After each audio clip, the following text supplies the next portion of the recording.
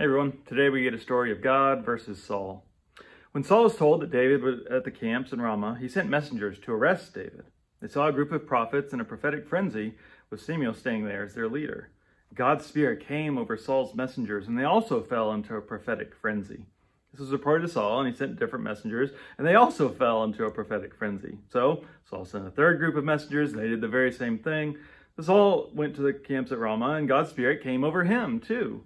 As he traveled, he was in a prophetic frenzy until he reached the camps at Ramah. He even took off all his clothes and fell into a prophetic frenzy in front of Samuel.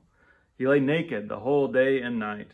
That's why people say, is Saul also one of the prophets?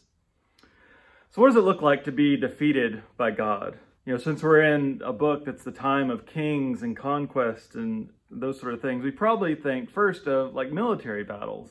Right, where God helps Israel win against their enemies, or if Israel's being unfaithful, then God might help them lose. So it leads to massive death and destruction. And we may also think of God smiting individuals when they sin. Right, you sin, so God kills you. It's that simple. And that may be the way that we expect an almighty God to work. But that makes this story kind of strange here of Saul being overcome by God's Spirit.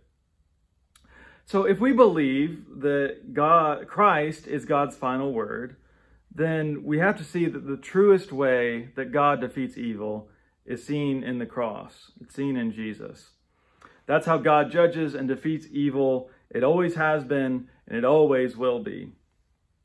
What we see in the cross is that God defeats rebellious powers, not by showing more power, but by exposing how those others are ultimately powerless.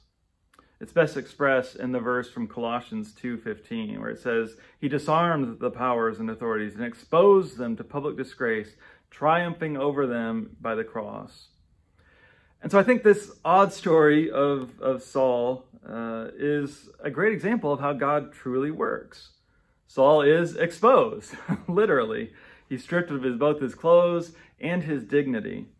And it reveals, again, pun intended, how weak he actually is. And so when we look at things like this through the lens of Christ, we see that the emperor has no clothes at all. This public shaming, it doesn't just bring the powers down, it lifts God up. Because as this is happening, Saul is prophesying, declaring the truth about God, which points to the end, which as the New Testament tells us, when every tongue will confess that Christ is Lord. Humble yourself or be humbled.